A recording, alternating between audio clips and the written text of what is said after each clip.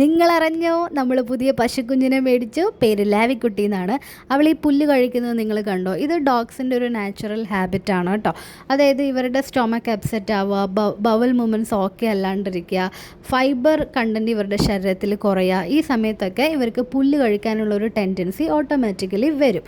അപ്പോൾ അങ്ങനെ കഴിക്കുന്നതിൽ തെറ്റില്ല, കാരണം നാച്ചുറൽ ആയിട്ടുള്ളൊരു ഫൈബറാണ് ഗ്രാസ്. അപ്പോൾ അവരുടെ ആ ഇഷ്യൂസൊക്കെ മാറാനായിട്ട് ഇത് ഒരുപാട് ഹെൽപ്പ് ചെയ്യുന്നുണ്ട്. അപ്പോൾ നിങ്ങളുടെ കുഞ്ഞുങ്ങൾ ഇങ്ങനെ ഇടയ്ക്കിടയ്ക്ക് പോയിട്ട് പുല്ല് കഴിക്കുന്ന ഒരു സ്വഭാവം ഉണ്ടെങ്കിൽ ഫൈബർ റിച്ച് ആയിട്ടുള്ള ഫുഡുകൾ ഡയറ്റിൽ ഇൻക്ലൂഡ് ചെയ്ത് നോക്കുക. ആ ഒരു സമയത്ത് ഈ ഒരു ഹാബിറ്റ് കുറയുന്നതായിട്ട് കാണാൻ പറ്റും. വളരെ ഇമ്പോർട്ടൻ്റ് ആയിട്ടുള്ള ഒരു കാര്യം, ഫ്രീക്വൻ്റ് ആയിട്ട് പുല്ല് കഴിക്കുന്നത് ഒരിക്കലും നല്ല ശീലമല്ല. അത് കാരണം വോമിറ്റിംഗ്, ലൂസ് മോഷൻ അങ്ങനത്തെ പല ബുദ്ധിമുട്ടുകളും ഇവർക്ക് വരാനുള്ള സാധ്യതയുണ്ട്.